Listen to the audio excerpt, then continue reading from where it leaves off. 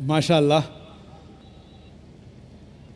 अल्लाह गवाह है कि जितने लोग यहाँ मौजूद है मैं उनको पहले कभी ना देखा ना मिला। हो सकता है कि ये लोग ने मुझे टीवी पे देखे या मेरे कैसेट देखे, लेकिन कोई शख्स अगर इस्लाम कबूल करना चाहता है तो मैं उसे रोक नहीं सकता हूँ, ना ये देश रोक सकता है। मैं आपसे ये पूछना चाहता हूँ भाई साहब, क्या आप पे किसी ने ज़बरदस्ती की इस्लाम कबूल करने के लिए? जी नहीं। किसी ने कोई फोर्स किया? जी नहीं। एनी फोर्स माली या ताकत का? कुछ नहीं। आप अपनी मर्जी से करना चाहते? जी हाँ। आप मानते हैं कि एक खुदा है? जी हाँ। आप ये मानते हैं कि मोहम्मद सल्लल्लाहु अलैहि वसल्लम उसके आखिरी पैगंबर है? ज़रूर। इंशाअल्लाह मैं अरबी में कहूँगा और आप उसे दोहराइए। अशहदु अशहदु अल्लाह अल्लाह इलाहा इलाहा इल्लल्लाह इल्लल्लाह व अशहदु वाशहदु अन्ना अन्ना मुहम्मदन मोहम्मदन अब्दुहु अब्दहु व रसूलुहु। व रसूलहु। मैं गवाही देता हूँ मैं गवाही देता हूँ कि अल्लाह के अलावा कि अल्लाह के अलावा कोई माबूद नहीं कोई मामूद नहीं और मोहम्मद मोहम्मद सल्लल्लाहु अलैहि वसल्लम उसके बंदे और पैगंबर है। माशाअल्लाह, आप मुसलमान हो चुके। अल्लाह आपको जज़ाए खैर दे, अल्लाह आपकी मेहनत को कबूल फरमाए। और ये जो नौ मुस्लिम हैं, मैं उनसे इल्तिजा करता हूँ कि आप इस नाचीज़ के लिए भी दुआ कीजिए। आप जब इस्लाम में दाखिल होते हैं तो अल्लाह सुब्हानहू व तआला आपके सारे गुनाहों को माफ़ कर देता है। इसीलिए मैं आपसे फरमाता हूँ कि आप मेरे लिए भी दुआ करना इंशाअल्लाह। जी शुक्रिया।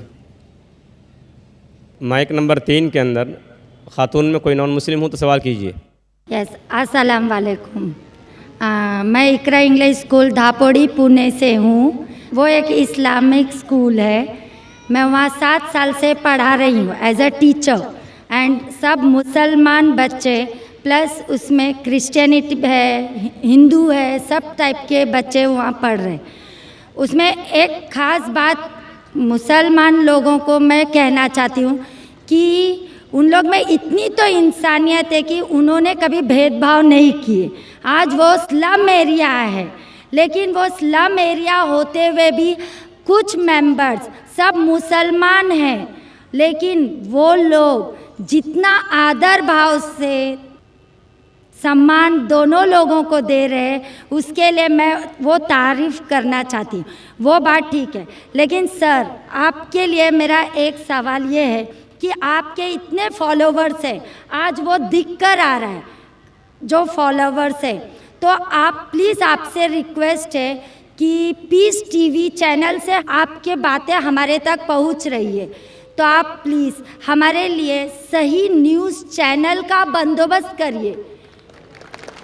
वो भी please sir, 1 minute, I want 1 minute मोर। बहुत दिन से लाइन लगाकर बहुत सवाल थे, लेकिन I am doing very short. और एक बात है कि आज जो अफवाह है, एक मुसलमान बम विस्फोट में पकड़ा गया। आज मैं मुसलमान लोगों में खड़े होकर उनकी तारीफ नहीं करना चाह रही।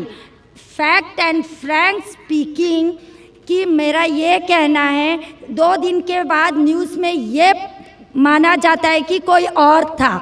ठीक है, आप लोगों से, आपसे ये चाहती हूँ कि आप हमारे तक सही न्यूज़ पहुँचाने की कोशिश करिए कि आपके चाहने वाले काफ़ी हैं। मैं पूना में भी आपका प्रोग्राम देख चुकी हूँ, आपके बहुत फॉलोवर्स हैं। मैं 7 ईयर्स से इकरा इंग्लिश स्कूल में पढ़ा रही हूँ। बहुत सारी मिसअंडरस्टैंडिंग थी, लेकिन अल्हम्दुलिल्लाह सब दूर हो गई। आज मैं सब दुआ जानती हूँ। आई एम फ्रॉम अ ब्राह्मण family, but I don't want to take a time, so I thank Iqra English school Dhapodi Pune, जो वो गरीब लोग आज इतना काम कर रहे हैं, वो मुझे उनको थैंक्स कहना चाहती हूँ। बस, okay, thank you very much. बहन ने अच्छा सवाल पूछा है।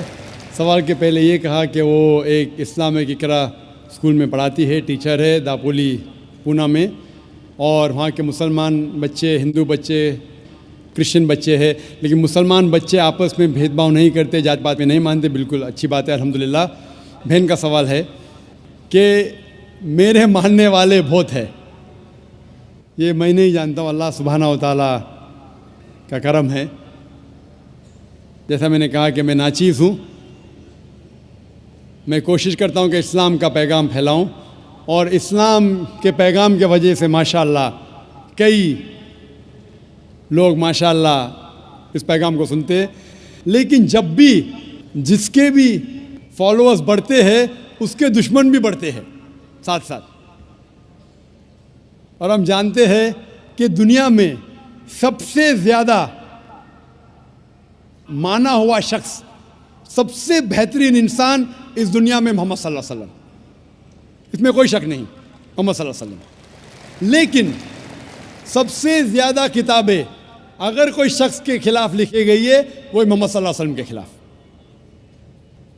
बहन का सवाल है कि वो पीस टीवी देखती है, पीस टीवी से खुश है, पीस टीवी से इस्लाम का पैगाम फैल रहा है। वो चाहती है कि एक ऐसा चैनल शुरू करूं मैं जो सही न्यूज़ इंसानों तक पहुंचाए। आप गोया के मेरे दिल में झांक के मेरे दिल की बात कह रही है।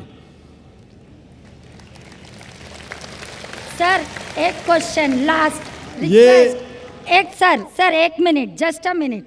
आज सारी दुनिया की अर्थव्यवस्था बर्बाद हो रही है। साम्यवादी रूस की अर्थव्यवस्था लगभग समाप्त हो गई है। पूंजीवादी अर्थव्यवस्था खत्म होने के कगार पर है। क्या यह सही समय नहीं है कि मुस्लिम अर्थव्यवस्था को लागू कर दिया जाए? Thank you sir.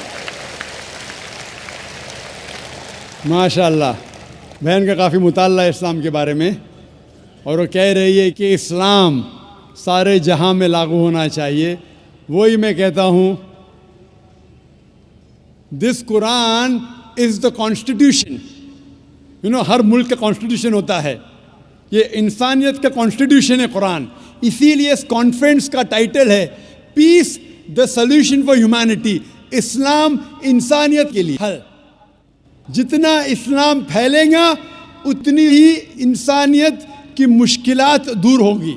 और ये कुरान इज़ द कॉन्स्टिट्यूशन। अगर ये कॉन्स्टिट्यूशन सारी दुनिया में लागू हो जाएगा, इंशाअल्लाह इस दुनिया के इंसानियत की सारी मुश्किलात दूर हो जाएंगी।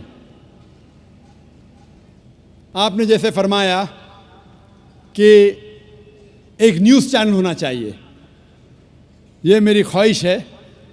कई साल पहले एक ख्वाहिश थी कि एक इस्लामिक चैनल शुरू करूं, और जानता हूं कि इस्लामिक चैनल शुरू करना ये कोई खाने की बात नहीं, इट्स एन हरक्यूलेन टास्क। शुरू करने के बाद इस्लाम के मुताबिक, कुरान और हदीस के मुताबिक चलाना तो और मुश्किल काम है। ये अल्लाह ताला, और मैं हमेशा समझता हूँ कि अगर जो भी चीज़ आप करना चाहते, आपको जो भी अल्लाह ताला ने दिया है वसाइल, उससे शुरू करो। आपके पास 100 रुपया, शुरू करो, रुको मत। जब वसाइल आएंगे तो शुरू करूँगा। हमने शुरू किया हमारे इदारे के ज़रिए, अल्लाह ताला ने हमारी मेहनत को कबूल फरमाया। अभी एक पीस टीवी माशाअल्लाह है, जो तकरीबन 3 साल पहले शुरू हुआ, 2 साल 10 महीने, और अल्लाह की मदद है, अल्हम्दुलिल्लाह सुम्मा अल्हम्दुलिल्लाह। ये पीस टीवी अभी सारी दुनिया में मौजूद है। 3 महीने पहले सिर्फ साउथ अमेरिका में मौजूद नहीं था। अल्लाह की मदद से 3 महीने से साउथ अमेरिका में भी मौजूद है, क्योंकि साउथ अमेरिका में अंग्रेज़ी बहुत कम लोग बात करते हैं। क्यों हम कोशिश करें, लेकिन अल्लाह ताला ने वो भी कर दिखाया अल्हम्दुलिल्लाह। और हमारा इरादा है कि एक पीस नेटवर्क हो, और उस पीस नेटवर्क में एक चैनल पीस न्यूज़ भी हो। मैं चाहता हूँ कि आप दुआ करें कि एक ऐसा चैनल हो जो सही न्यूज़ दे। अक्सर news channel they are governed by politicians. जो न्यूज़ चैनल की आमदनी है, they behave like groups supporting political parties और डिफरेंट व्यू पॉइंट्स। कोई भी चैनल लो आप, उनकी जो आमदनी है वो एडवर्टीजमेंट नहीं है, दे आर प्रेशर ग्रुप्स। और मैं जानता हूं, जैसे मैं तकरीर में कहा था इस टेररिज्म मुस्लिम मोनोपोली, क्या आतंकवाद मुसलमान की विरासत है, पुनः मैं आपने सुनाऊंगा। और मैंने कहा था कि मेरे नज़दीक ये पॉलिटिशियंस है जो मेन जिम्मेदार है आतंकवाद के, और एक न्यूज़ चैनल कायम करना विदाउट पॉलिटिकल सपोर्ट, मैं नहीं जानता कोई न्यूज़ चैनल आज है जो पॉलिटिकल सपोर्ट के बिना चल रहा है। न्यूज़ चैनल कायम करना बहुत मुश्किल है। न्यूज़ चैनल कायम करके कुरान और हदीस के मुताबिक चलाना बहुत बहुत मुश्किल है। मैं चाहता हूं कि आप सब दुआ करें कि अल्लाह सुब्हाना व तआला हमसे ये भी काम करवाए कि इंशाअल्लाह मुस्तकबिल में एक ऐसा चैनल हो जो सिर्फ मुसलमानों के लिए नहीं, गैर मुसलमानों के लिए भी एक साफ सुथरा न्यूज़ चैनल हो जो हक़ की बात फरमाए। क्योंकि अल्लाह ताला फरमाते सूरह इसरा में सूरह नंबर 17 वर्स नंबर 81 में, वकुल जाल हक़ वज़ाक़ल बातिल इन्नल बातिल कान ज़हूक़ा, कहो कि हक़ आ चुका है और बातिल ख़त्म होने वाला है, क्योंकि बातिल फी नफ्से ख़त्म होने वाला है। Hope the answer the question is. जी हाँ, माइक नंबर 1 से भाई सवाल कर सकते हैं। जाकिर हुसैन नाइक साहब, धन्यवाद। आपने आज काफ़ी अच्छी बातें बताई। मेरा नाम मनोहर रणपी से है। मैं महाराष्ट्रियन फैमिली से ताल्लुक़ रखता हूँ और कवि हूँ। मराठी में कवि बोलते हैं, उर्दू में शायर बोलते हैं आप लोग, और मराठी में गज़लें लिखता हूँ। तो इसके लिए काफ़ी उर्दू शायरों की दीवानों का अभ्यास मुझे करना पड़ा। आपने खुदा के तसव्वुर के बारे में आज लेक्चर दिया है, अलग अलग मज़हब में खुदा का तसव्वुर क्या होता है। तो आपके मुस्लिम कम्युनिटी में काफ़ी शायर है जिनका रुतबा बहुत बड़ा है। तो मैं ये पूछना चाहता हूँ कि इसमें सूफ़ीज़म को मानने वाले कई शायर हैं, जैसे अमीर खुसरो है, गालिब है। वो कहते हैं कि एक तू ही तो है जहाँ में सनम, फिर ये हंगामा है खुदा क्या है। इस तरीके से खुदा का तसव्वुर करने वालों को क्या आप इस्लाम कबूल करने वाले मानते हैं क्या, मुसलमान मानते हैं क्या? ये मुझे बताइए ज़रा। भाई साहब का सवाल है कि कवि है, शायर है, मनोहर भाई साहब भी माशाल्लाह शायर है। वो ये कहते हैं कि शायर जब खुदा का तसव्वुर बयान करता है अपनी कविता में या अपने शायरी में, तो क्या आप मानते हैं ये सही है कि गलत है? जो भी कवि, जो भी शायर खुदा का तसव्वुर बयान करता है अपने शायरी में या अपनी कविता में, अगर वो कुरान के मुताबिक है, अल्लाह के रसूल के मुताबिक है, तो वो सही कवि है, सही कविता है, सही शेर है।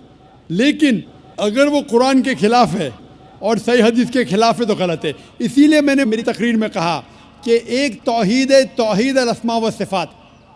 अगर वो तौहीद अल-अस्मा व सिफ़ात, तौहीद रुबूबिया, तौहीद अल-इबादा के ख़िलाफ़ नहीं है तो बिल्कुल सही है। लेकिन कई बार शायर बहक जाते हैं और खुदा का तसव्वुर करते करते बहक जाते हैं और शिर्क करते हैं। लेकिन अगर वो कुरान के मुताबिक है, सही हदीस के मुताबिक है, तो बिल्कुल सही है। और जितने भी शायर, मैं तो शायर नहीं हूँ, ना मैं उर्दू दान हूँ, मैं फ़ारसी जानता हूँ, लेकिन जितने भी शायर हैं, सबसे बेहतरीन शायर जिसने अल्लाह सुब्हाना व तआला के बारे में कहा और इस्लाम का पैगाम बयान किया है, वो है अल्लामा इकबाल। इसीलिए कल एक नशिस्त थी, शिकवा जवाब शिकवा, जो अल्लामा इकबाल का था माशाअल्लाह। उसने शिकवा किया अल्लाह से, किस तरीके से इंसान शिकवा करता है। काफ़ी लोग ने फतवा लगाया कि वो काफिर है। बाद में उनने जवाब दिया, शिकवा का जवाब दिया। जवाब इतना बेहतरीन था माशाअल्लाह कि अल्लाह ने उनके कलाम में तासीर दी माशाअल्लाह। लेकिन जो भी कवि, जो भी शायर कोई भी शायरी करता है, कविता लिखता है, कुरान और सही हदीस के मुताबिक है, वो सही है। अगर इसके खिलाफ है, चाहे कोई भी मज़हब का हो, तो वो गलत है। Hope the answer the question. Mike number 2 में अगर कोई नॉन मुस्लिम भाई हो तो सवाल कर सकते हैं। Yeah, I believe finally I got the time to ask the question. Okay, this is related to the topic you taught today, that is Islamic concept of God, or means you concluded with that. My question is, you used Surah chapter 112, and you said that it is the acid test for any religion or any concept which has to go through it. Now, in this Surah chapter 112, in verse 1, it says, Kulu Allahu Ahad. Now, as I was doing research on this word Ahad, it doesn't mean only one. It means one of. Because the same word was used in different verses in the Quran to say one of, not only one.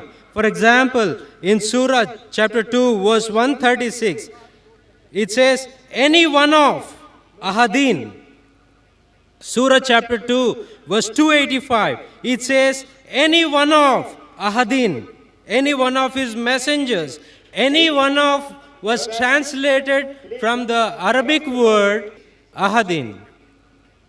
Yeah, my question is that it is a deliberate mistranslation.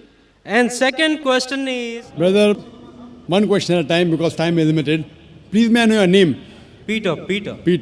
Peter भाई ने माशाल्लाह अच्छा सवाल पूछा है और मुझे खुशी है कि आप कुरान पढ़ रहे हैं। मुझे कोई गिला शिकवा नहीं, भले आप कुरान में गलतियां निकालने के लिए पढ़िए, मैं बहुत खुश हूँ। आप कुरान पढ़ेंगे तो ही पता लगेगा कुरान कितनी पाक किताब है।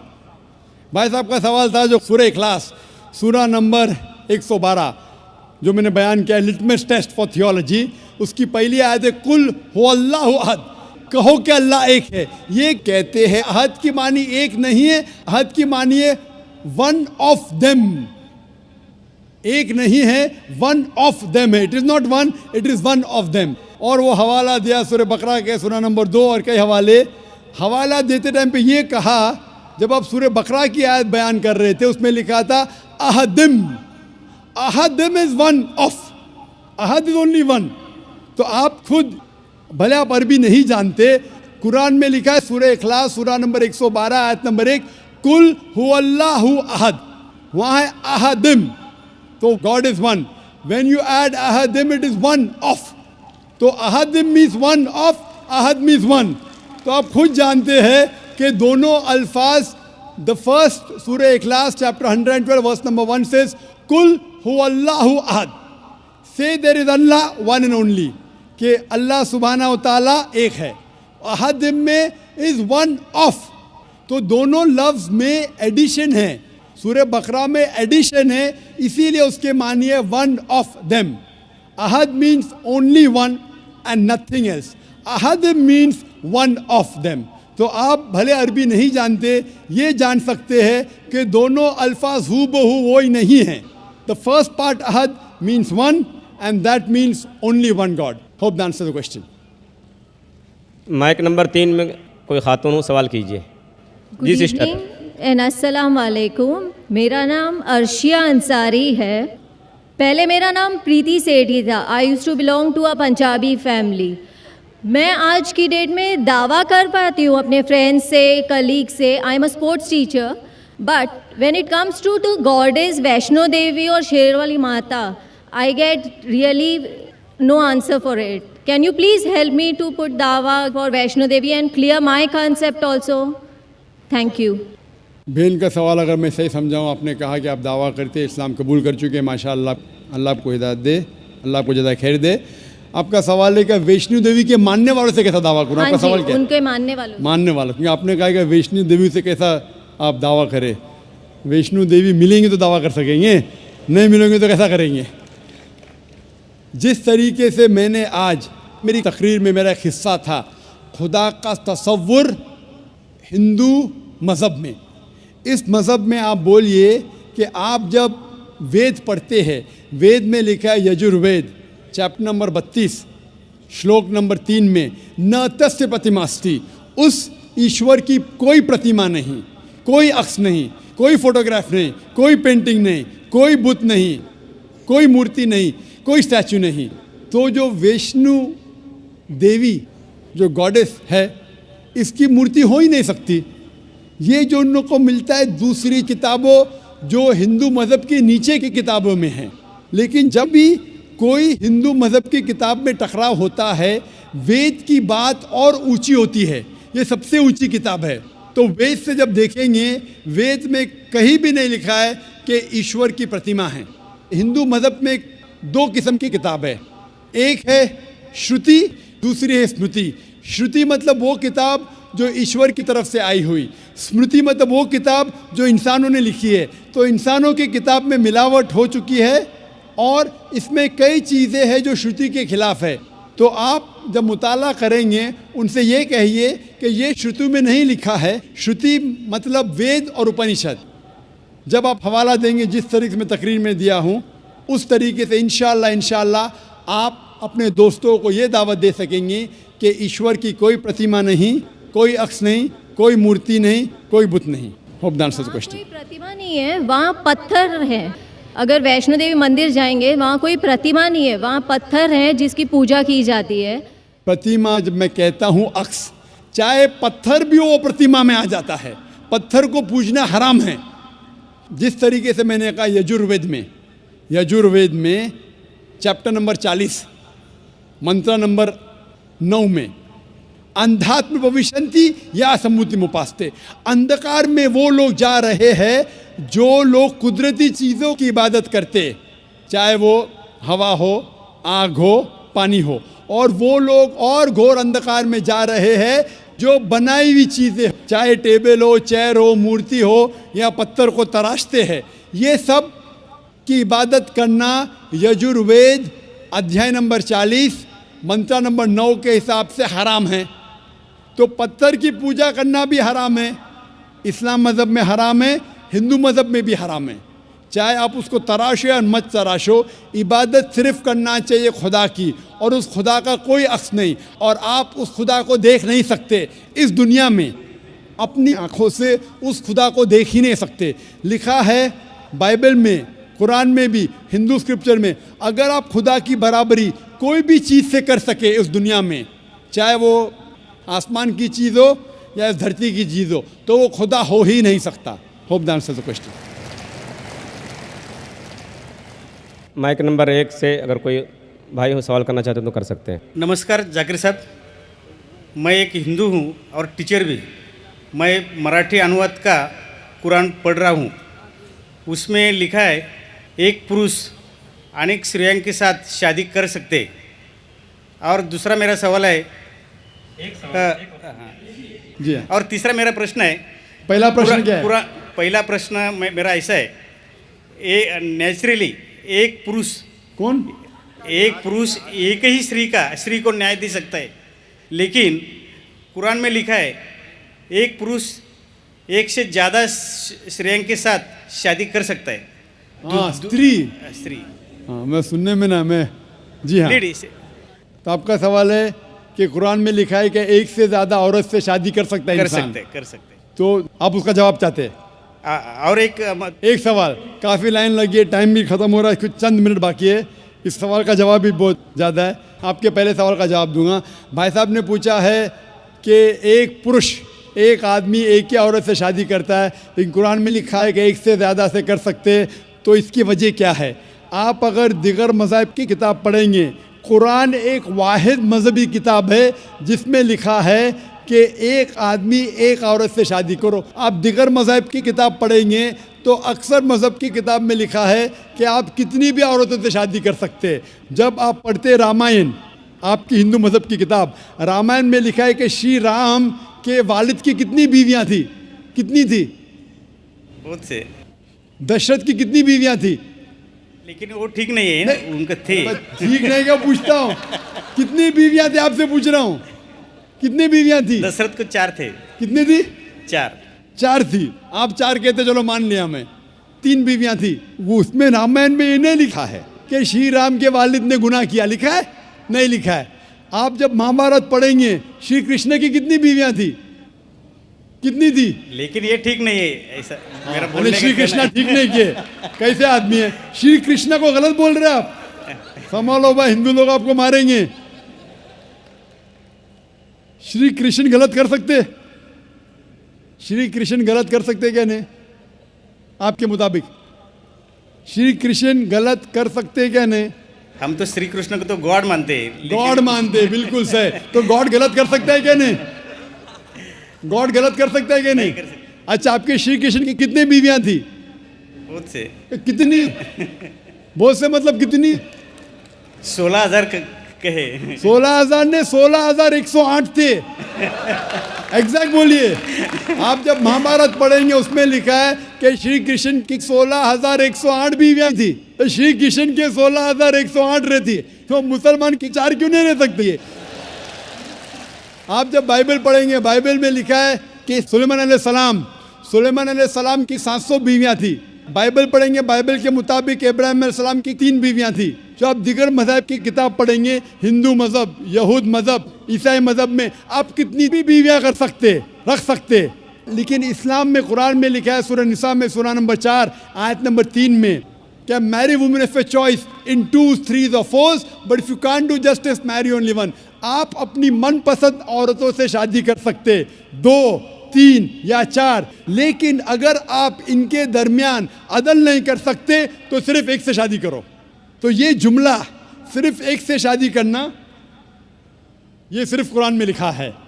हिंदू मज़हब के हिसाब से, ईसाई मज़हब के हिसाब से, यहूद मज़हब के हिसाब से आप कितनी भी शादी कर सकते, 5, 10, 1000, 16,000, कोई ममानियत नहीं। कुरान में आप ज़्यादा से ज़्यादा कर सकते 4, लेकिन अगर बीवियों के दरमियान अदल नहीं कर सकते तो सिर्फ एक। तो ये आज सिर्फ कुरान में। अभी देखेंगे क्यों इस्लाम में एक मर्द को एक से ज़्यादा बीवी करने की इजाज़त है। आम तौर पे लड़की और लड़का, male and female are born in equal proportion. हाँ, लेकिन आप कोई भी डॉक्टर से पूछिए, जो बच्चों का डॉक्टर है, पीडियाट्रिशियन, वो कहेगा कि the female child is the stronger sex. जो फीमेल लड़की है, जो बच्ची है, वो लड़के से ज़्यादा ताकतवर है मेडिकली।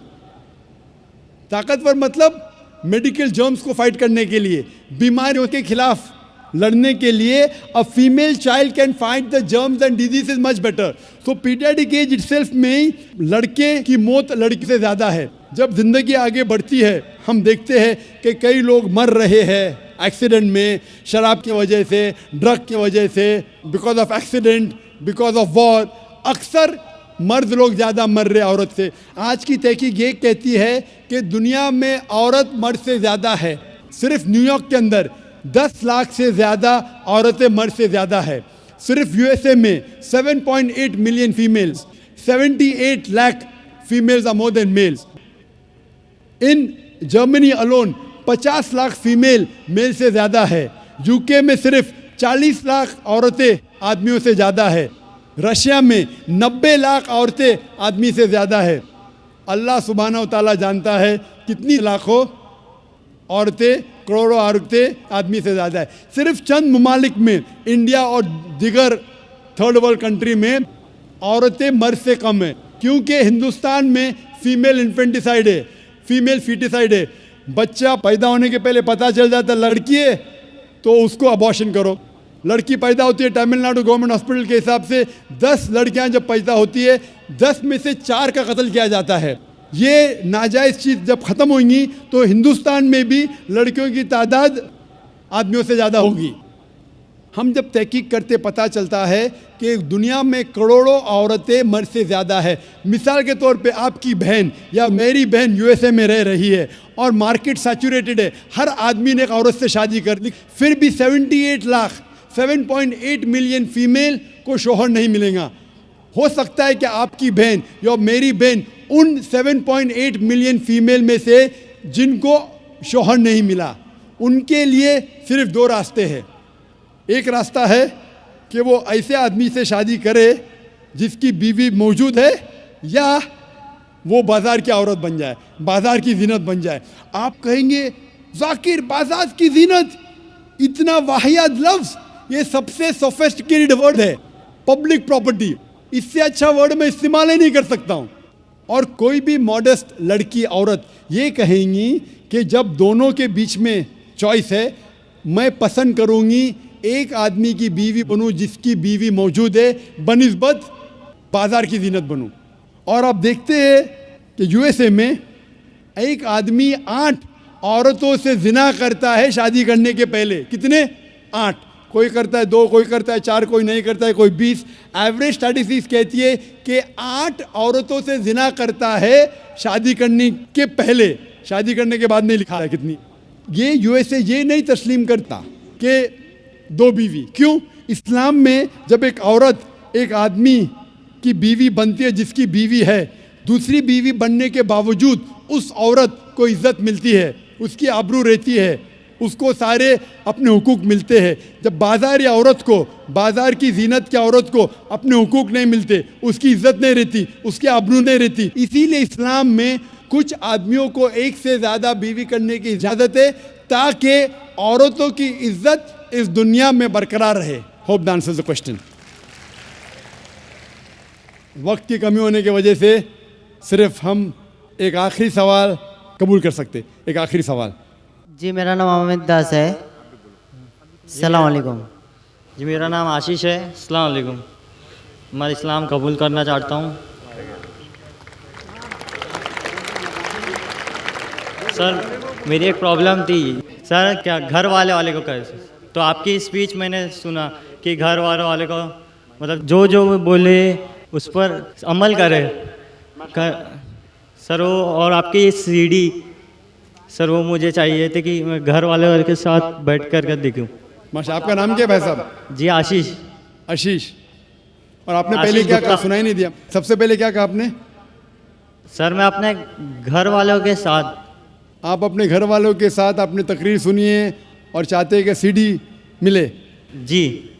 और उसके अलावा और कुछ कहा आपने? मैं सुनाई नहीं दिया। सर मैं इस्लाम कबूल करना चाहता हूँ। आप इस्लाम कबूल करना चाहते हैं? जी हाँ। भाई साहब, मैं पूछना चाहता हूँ कि आप पे किसी ने ज़बरदस्ती की? जी नहीं। आप पे किसी ने जोर डाला? नहीं। जी नहीं। आप अपनी मर्जी से इस्लाम कबूल करना चाहते? जी। जी। आप मानते हैं कि खुदा एक है? जी। जी। आप मानते हैं कि मोहम्मद सल्लल्लाहु अलैहि वसल्लम आखिरी पैगंबर है? जी। अब मैं अरबी में कहूँगा, आप दोहराइए। जी। अशहदु अल्लाह इलाहा इल्लल्लाह व अशहदु अन्ना मुहम्मदन अब्दुहु व रसूलुहु। मैं गवाही देता हूँ कि अल्लाह के अलावा कोई माबूद नहीं है और मोहम्मद सल्लल्लाहु अलैहि वसल्लम उसके बंदे और पैगंबर है। माशाअल्लाह, आप मुसलमान हो चुके। और इंशाअल्लाह मैं वॉलंटियर से कहूँगा कि आपको मेरी पूरे डीवीडी का एक सेट, जो मेन डीवीडी का सेट है, आपको गिफ्ट करे, आपके और आपके ख़ानदान के लिए। और हम अल्लाह से दुआ करते हैं कि आपकी जिद्दोजहद को कबूल फरमाए और इस दुनिया और आखिरत में आपको अजर दे। एक आखिरी सवाल बहनों की तरफ से और फिर हम सेशन को एंड करेंगे इंशाल्लाह। बहनों में कोई अगर नॉन मुस्लिम बहन हो तो उनको मौका दिया जाए। खातून में कोई बहन हो, कोई नॉन मुस्लिम बहन हो तो कर सकती हैं सवाल। My name is Shweta. I'm a non-Muslim. I've done my BSc. My question is related to shirk. If a revered sister is pressurized by a non-Muslim family to first have a Hindu ritual ceremony for her marriage and then the nikah, is it permissible or will it be considered as a shirk? बहन ने सवाल किया है कि अगर एक नौ मुस्लिम, अगर उसके फैमिली प्रेशर करती है कि शादी के वक्त पहले हिंदू रिचुअल्स के हिसाब से शादी हो और फिर निकाह हो, तो क्या ये इजाज़त है? अक्सर गैर इस्लामिक शादियां जितने हैं, इस्लाम के अलावा दिगर मज़ाहिब के शादी है, उसके अंदर शिरकियाना कलमात होते हैं, उसमें शिरक होता है। तो ये करना बिल्कुल गलत है। और इवन इसके अलावा आप अगर कोर्ट मैरिज करती है, जिसे कहते हैं कोर्ट मैरिज, जब आप कोर्ट मैरिज करती है तो आप ये कबूल करती है कि हम में अगर इख्तिलाफ होगा तो ये कोर्ट का कानून मुझ पे लागू होगा, वो भी शिरक है, क्योंकि हमारा मुसलमान का कानून है कुरान। अगर निकाह करने के अलावा कोई सिविल मैरिज कोर्ट में करता है, मेरे मुताबिक वो भी शिरक है। हम मानते हैं कि अल्लाह सुब्हाना व तआला खालिक है और ये कुरान हमारा कॉन्स्टिट्यूशन है। जब हम कोर्ट मैरिज करते हैं, हम ये मानते हैं कि ये कोर्ट के रूल्स हम पे लागू होंगे, वो भी शिर्क है। तो निकाह सिर्फ कुरान और हदीस की रोशनी में होना चाहिए। अगर कोई दिगर मज़ाहिब के जो रिचुअल्स है जिसमें शिरकियाना कलमात है, या कोई डिफरेंट कंट्री है जो कहती है कि ये कानून सबसे आखिर है, उसका मतलब कुरान के ऊपर है, तो ये भी शिर्क है, ये करना गलत है। Hope that answers the question. व आखिर दावाना अल्हम्दुलिल्लाहि रब्बिल आलमीन।